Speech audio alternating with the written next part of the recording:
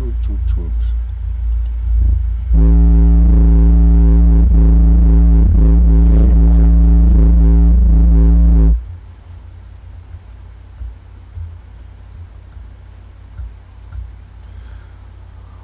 All right.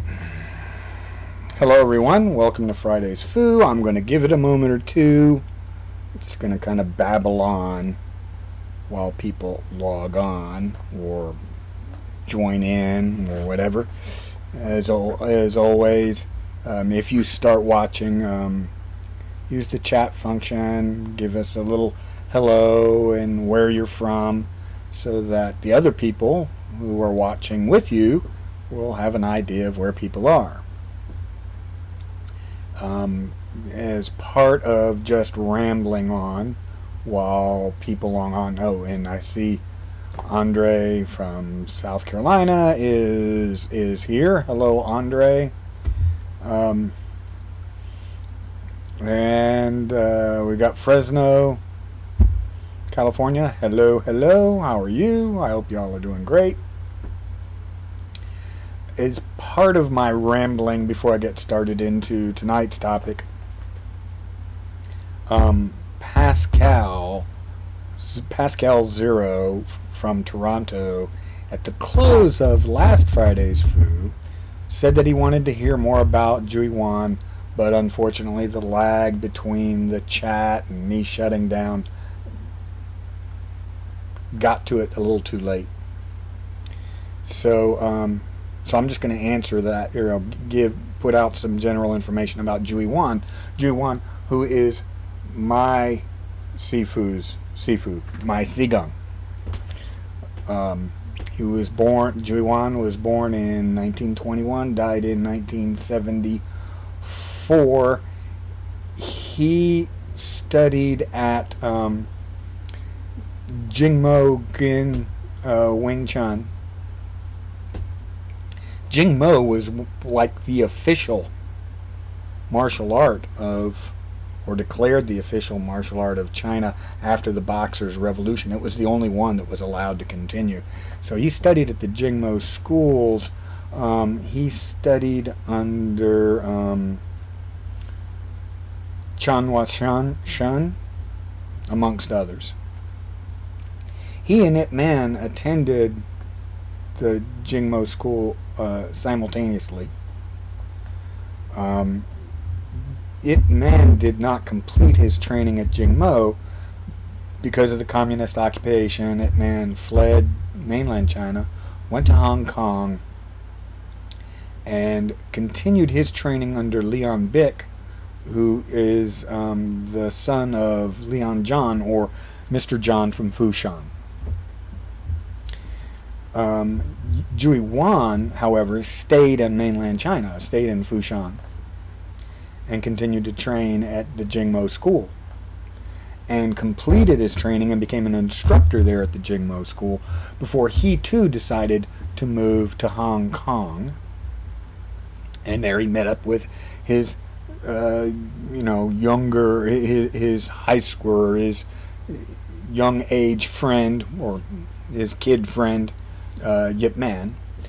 And he found that Yip Man had learned some things from Leon Bick that he didn't get at the Jingmo school. So he sort of became a student for a while under Yip Man to learn those little tricks.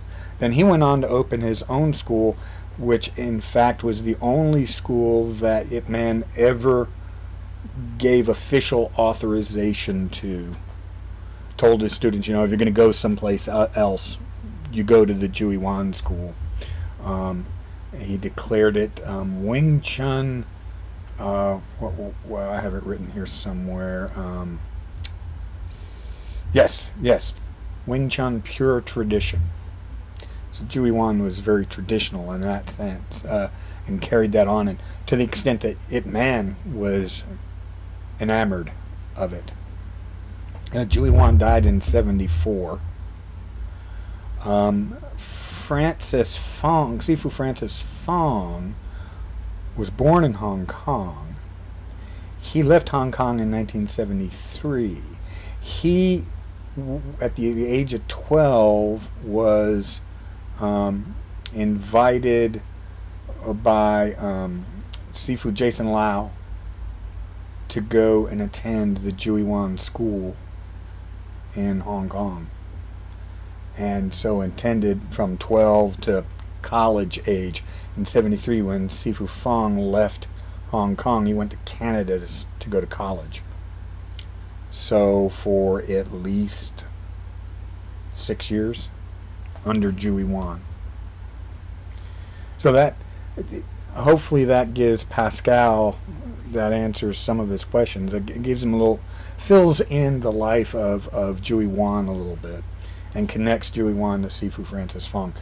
I had said in last week's Friday Food that I was going to post the articles that I had written in the community function on YouTube, and I tried, but obviously it's designed for pictures or very short text. It's not designed for long text. So today I did post them yesterday and today. I posted them on my Facebook page, but I've also just this evening I posted them on my school website, which is www.wingchun-sc.com. But I put them on my website. So I originally wrote them for a blog that I had, but I shut the blog down. It was a personal blog. It got too expensive to keep. So I think I'm going to go back and pick up all of at least the martial art related stuff, and I will post them on my website, so at least they're out there on the web, and post them on Facebook.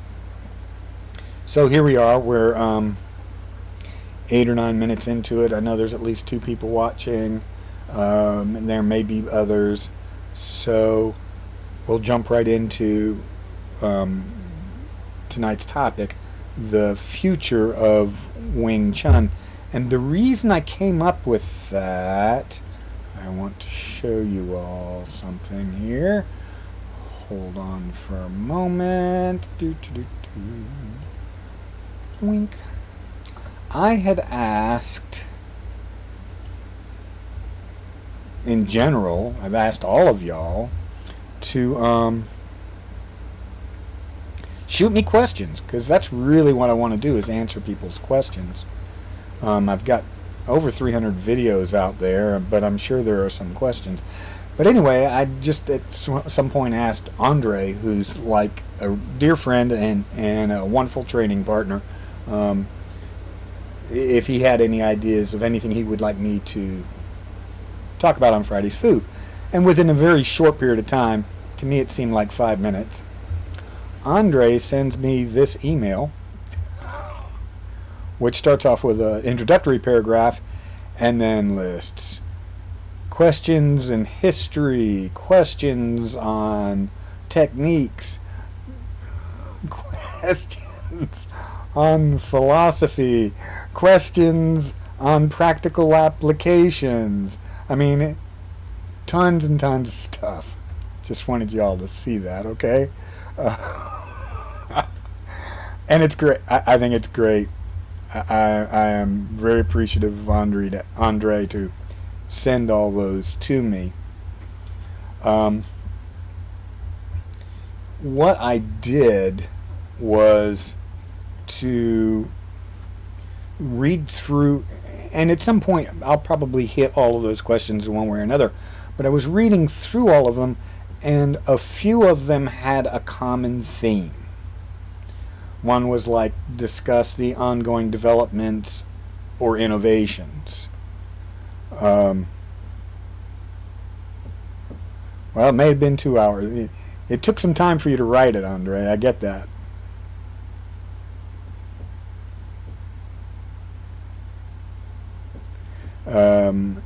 The Four King thing is, Fresno, I don't know anything about the Four Kings, really. I know the philosophy of kings in terms of that this is the king and you got your gates and all that, but that's a history that I think because of the Boxers' Revolution, everything beyond a certain point, the histories become vague. Oh, Ip Man's top 4 students which Ju Yuan was considered the third disciple. Um, and maybe some weekend there's some Friday Fu, I'll talk about them, the top 4 students to come out there. And what would be considered the top 4 students, because what Ip Man might have considered the top 4 versus what the world might consider the top 4 could be an interesting discussion. I think there might be some differences there. So anyway, going on to the future of Wing Chun. So Andre asked, one of his questions was to discuss ongoing developments or innovations. Another one was to discuss the future of Wing Chun in martial arts world. Another was, how does Wing Chun adapt to the needs of modern self-defense and combat? And another was Wing Chun integration with or how does Wing Chun integrate other martial arts for more well-roundedness? All of these were about modern Wing Chun or Wing Chun yet to come. And so I thought it kind of cool to kind of group them all together and discuss the future of Wing Chun. In the first thing I'm going to say about the future of Wing Chun is that it is as secure as any future can be. Some futures, we all can have certain concerns and questions about various things, but as secure as we can be about any given future, Wing Chun's future is secure. That does not mean that there is not degradation, but there has always been degradation in all things from the beginning of time, human history, I should say. There were those who made really good arrow points, and there were those who made really sucky arrow points. And there were probably more people who made sucky arrow points than there were people who made good arrow points. All of them worked, but the sucky ones not as efficiently as the better ones. That is true for every martial art. That is true for every art, every book, every movie. For every comic, for every Superman, there's Aquaman and Spectre and just a bunch of bad comics. For every good comic there are a bunch of bad comics. For every good martial art, actually, I would say most of the martial arts are good. For every good martial art instructor there are many, many, many bad martial art instructors. And therefore there are many, many, many people learning bad martial arts. And that bad martial arts it proliferates through the system, but the good martial arts still, there tend to be these A-type people who really dig in deep, really hard, dig in really deep, and they learn the stuff that they were taught incorrectly. They find it through writings, or looking at somebody else, or piecing it together, or just giving it a try, and they figure out what went wrong, or what has gone wrong with what they were taught, and they correct it. Dan Bernardo is really good at this with Tung Sudo.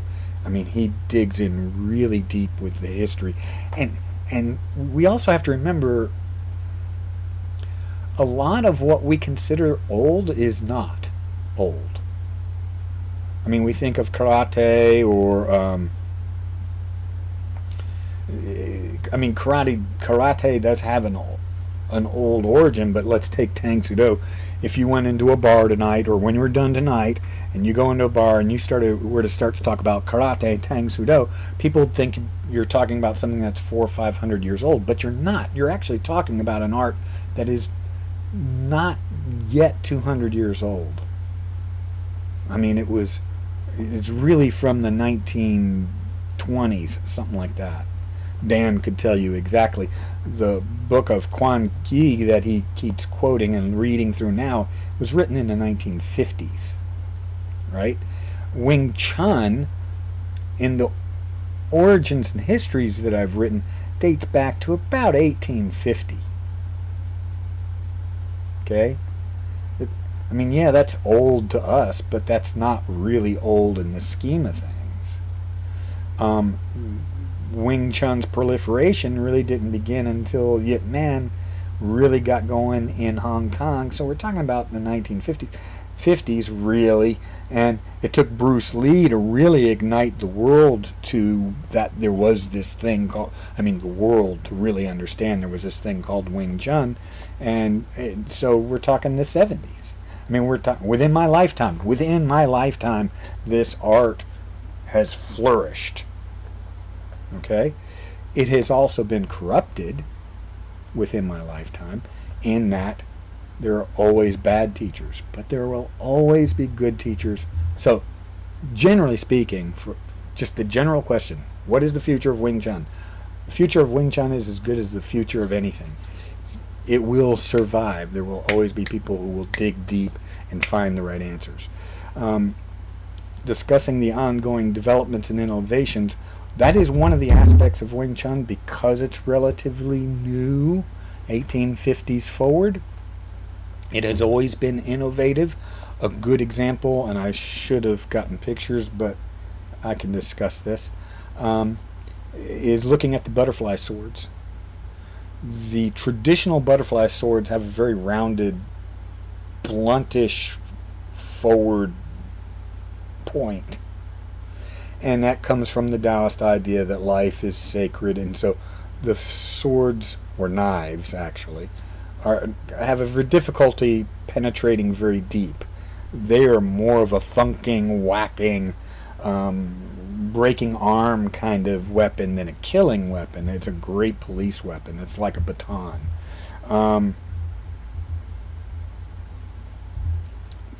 True, Fresno, it does have a hidden factor.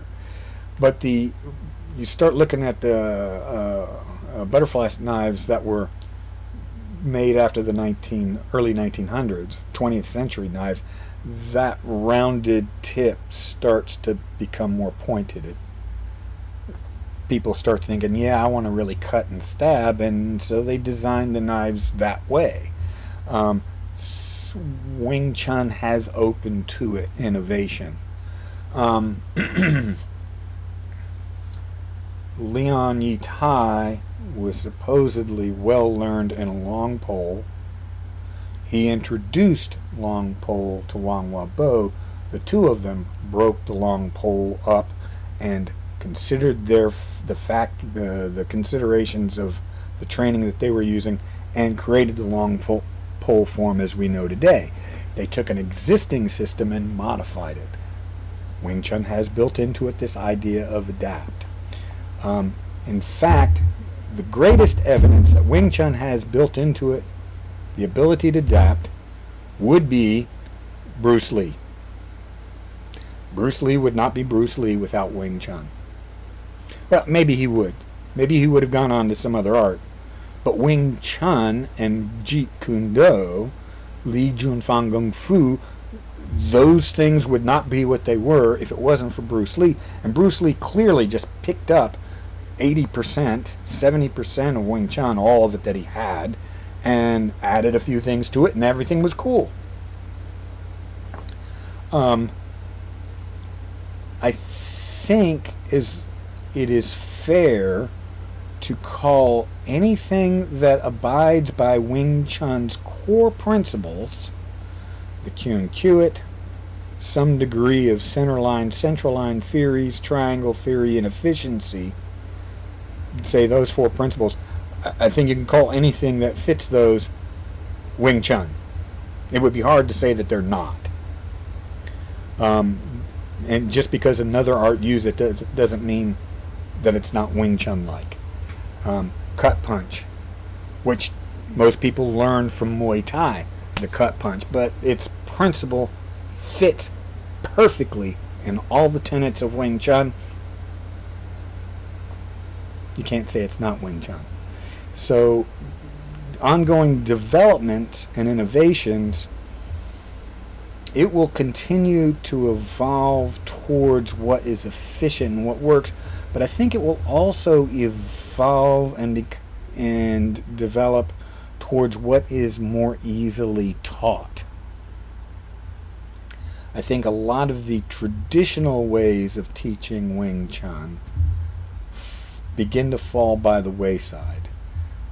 For that, I would use the example of, well, let's take the forms. The forms were traditional, we are told, were traditionally taught Sim Tao Chum Kyu, and the Bill G was private senior student behind closed doors. In other words, the general class was told to leave, the door would be locked, and one or two senior students would be taught the Bill G form, and the Muk Yang Jong form, and the weapons forms, the Ba Cham Do and Luk Din Bung Guan. Nowadays you can't do that. The internet has exposed all of those forms, so people want to learn them.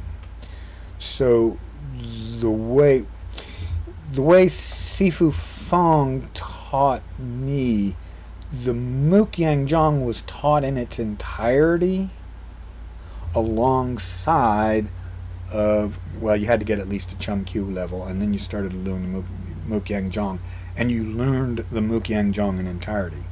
I teach a little bit of the Muk Yang Jong alongside Silam Tao, and then a little bit more of the Muk Yang Jong alongside Chum Kyu. And I reserve the completion of the Muk Yang Jong form for when the person is learning the Bill Z form.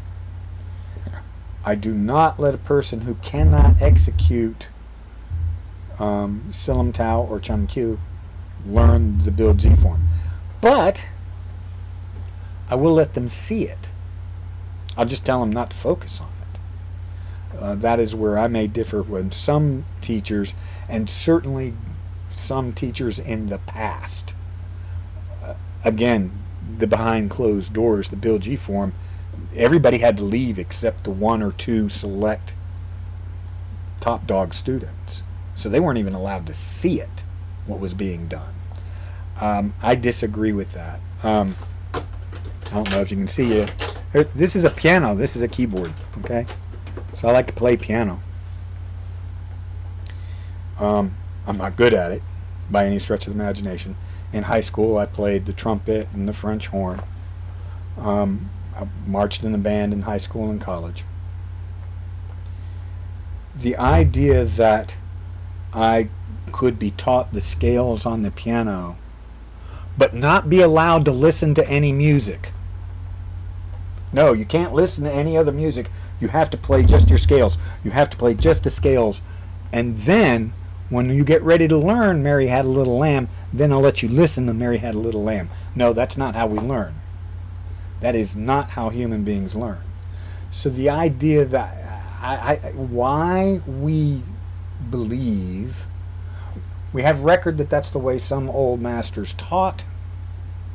Why they chose to teach that way, I do not know. But I don't think it was smart to hide things completely until you were ready to learn. I think it is wise that it's okay for people to see it, just as long as they are with you and agree with you and understand, hey, I'm not ready for you to do it yet because you haven't mastered this or that. Andre would be good to attest. The Chum Kyu form has got a lot of footwork movement in it, and he has big problems with footwork. He has difficulty moving his upper body in the right way. And I'm not picking on Andre. A lot of people do. But this is why it's done in pieces. Everything should be done in pieces. But he should also be allowed to see it. He should be able to see me and my senior students execute the form, even the Bill G form. But when we do, I just tell them, you guys just watch. Don't worry about it. Just watch, because it puts it in their head. And when their time comes, they have something to reference. So this is an innovation, I think, and I think that innovation will go on. One innovation on Wing Chun is the internet itself. What we're doing right now could not be done 20 years ago. Could not be done when I started Wing Chun. Wasn't possible. There was no information. There was an internet when I started Wing Chun, but there was none of this kind of information.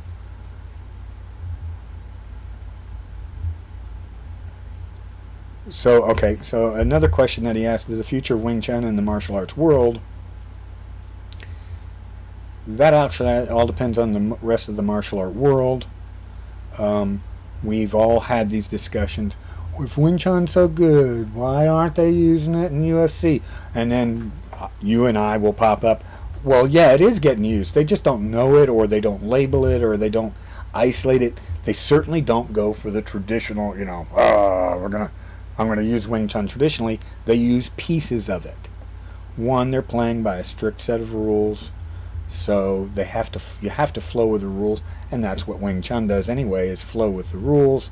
But they still end up using the principles, whether they're aware of it or not. So I see Wing Chun being used more. Part of it is different people learn different ways. Some people learn by seeing. Well, let me rephrase that. I recently read some scientific study.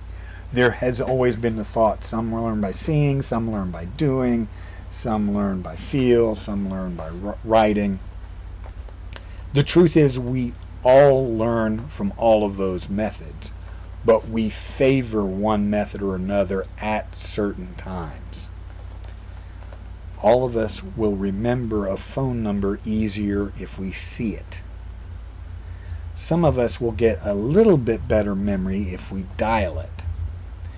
But then if we're dancing or studying a martial art, we might learn from it easier by doing it rather than seeing it.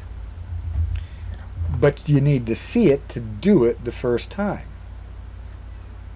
So we all have certain ways of learning, different ways of learning.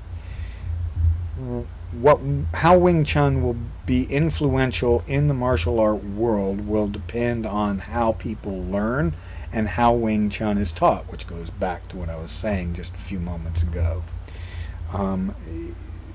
There will be MMA guys who will never step foot in a Wing Chun studio because it just won't even occur to them. They will only go to the gym that advertises MMA. They might not even know that their instructor is teaching Wing Chun when he's teaching them some aspects of MMA. They might not even know. Yes, Anderson Sylvia did use some versions. Everybody uses something. I mean, if they use a jab, that is a variant of a single direct attack, which is in Wing Chun's arsenal. Ferguson too, yes, there are many of them. How does Wing Chun adapt to the needs of modern self-defense and combat? Well, I've kind of just gone over that in a way. One, it adapts how it teaches. Two, one thing it can't adapt. Wing Chun cannot adapt the principles, the fundamental principles. The Chun it has to hold. Central line theories have to hold. Triangles have to hold, because these are all fundamental laws of physics, basically. As flowery as the Chun is, the Chun is probably the least law of physics. Center line, central line, triangles, those are all physics. Immovable elbow, that's body mechanics. Four corners that's just basic physics. Three levels, that is also basic physics and body mechanics. There are certain things that they're so fundamental that they're unalterable. The Chun is probably the most alterable part, in that it dictates that Wing Chun is a close quarters, close in fighting counter style versus, say, JKD, which they like to play out. They like to play long range. Yes, yes, Fresno. Some touch and reaction is mandatory, but here's the interesting thing: it doesn't matter at what distance you play.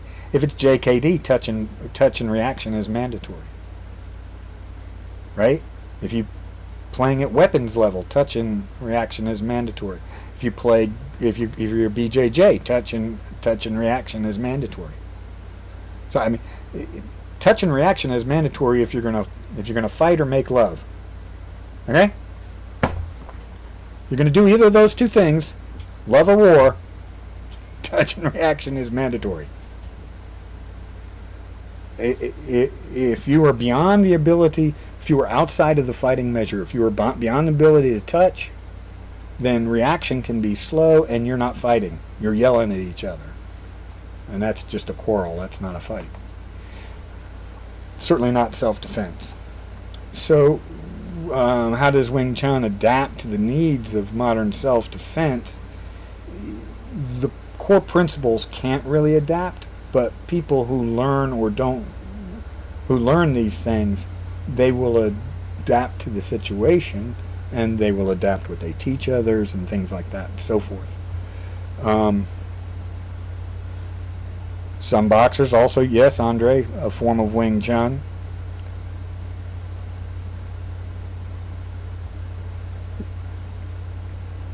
Yeah. Just the cover up, just the hand position of a standard boxer is very Wing Chun.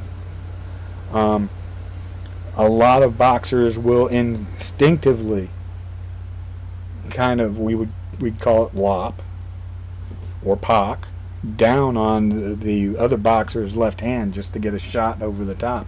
There's a lot of, because they're fundamental principles based on physics and body mechanics, we can find similarities. We can find Wing Chun similarities in every single martial art and form of combat there is. I can find Wing Chun similarities in ballet because body mechanics are body mechanics, and they're trying to move their bodies in certain ways. They're just not trying to beat each other up. So those can't adapt. Those fundamental principles cannot adapt. The mindsets, the philosophies are the only things that can adapt.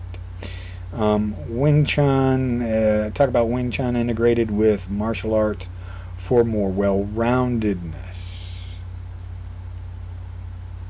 Well, that is true too. Yeah. The best, when it comes to self-defense, the best martial art to use is the one you know. Don't get yourself into a street fight and think, well, I'm going to do that thing I saw on YouTube. If you haven't practiced that thing you saw on YouTube, and I've practiced it a lot, it's not going to do you any good. Well, the boxing position, the boxing position from the early 1900s, or bare knuckle boxing, is this, right? We've all seen drawings of that, and I probably have some. It'd just take too much time for me to look them up. But that's Wing Chun. That's all it is. Or Wing Chun is it. I mean, early 1900s. Well, when did Wing Chun develop? Wing Chun developed 50 years before 1900. Within a person's lifetime. So it's a very short period of time. So, but it's fundamental. It's hands up, cover the center line, have a rear guard, have a lead guard, a lead attack, or lead guard, rear guard. First gate, second gate, third gate. Whether it's here or here. And you know, all Bruce Lee did was change. He took this and he turned it into that.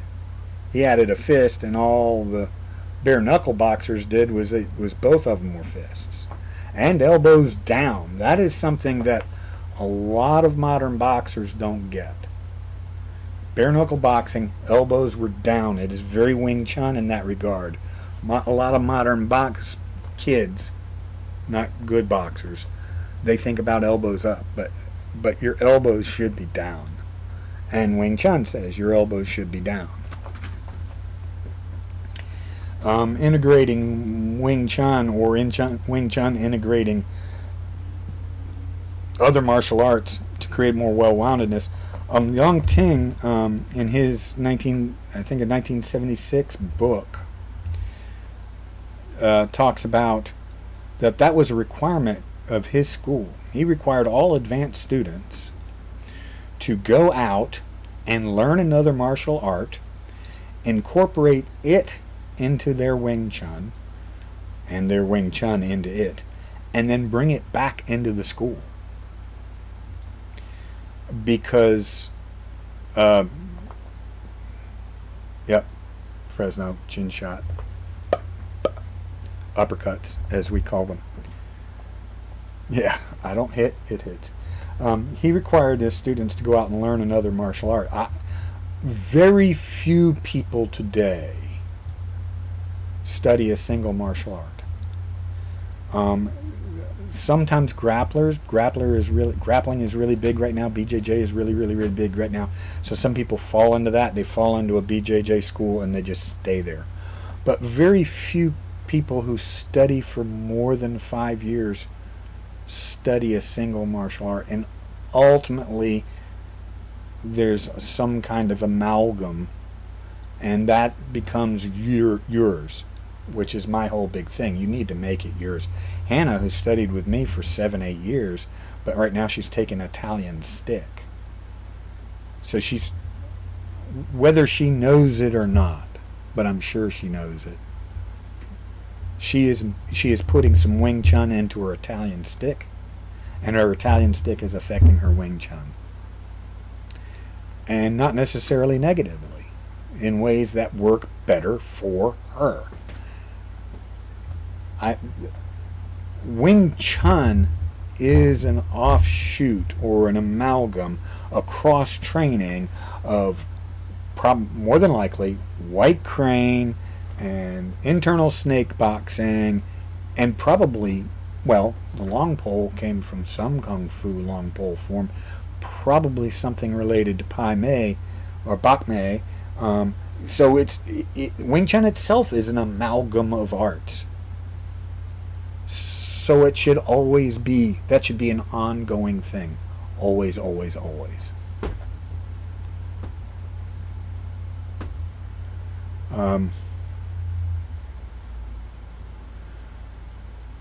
So you think it was Ting's downfall that he required his higher students to study other martial arts? I don't know. I think that's actually, since that is something that Wing Chun did, and it didn't create Wing Chun's downfall, I don't see that as a problem. Ting's martial art, or the way he taught it, may have been his downfall, but requiring his other students to learn other martial arts, I don't see that as a potential problem. But that's my opinion, right? Yeah, Wing Chun, relax, make it yours.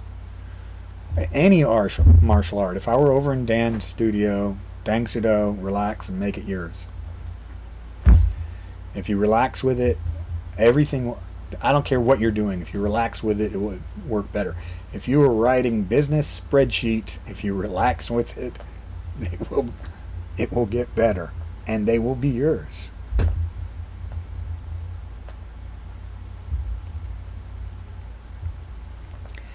That's a matter of opinion. I'm not going to make that kind of judgment call. I'll leave that to y'all. What any other instructor does. I tell you guys what I do. So I've been at this now this has been 40 minutes, and I've told myself I'm going to try and shoot for around the 30-minute mark. I think I've covered most of the questions that Andre had asked that pertained to modern Wing Chun and future Wing Chun. It looks like we've had some nice activity. It isn't a huge crowd watching, but still, there's been some nice banter back and forth, and that is great. That is what I want to try and get, is a nice big crowd of people to put things out there, ask questions. So if you have any questions, or you're watching this later you're watching the recording later, and you have a question or something comes to mind, please send it in a comment or send it to me in an email. I'm pretty open about how to contact me on my YouTube page. If you go to the About section, there's email addresses and all kinds of ways. I don't hide anything. I'm pretty open and accessible, I think, or at least I try to be. So if you have any other questions or future ideas or something you want to debate, or if you think I was totally wrong on something, let me know. Leave a comment and show up for next Friday's Foo, and we'll have some more fun. For now, you're welcome. Thank you guys for being here. Thank you guys for showing up and being consistent. And I'll see you next Friday, if not before then. And between now and then, keep on training.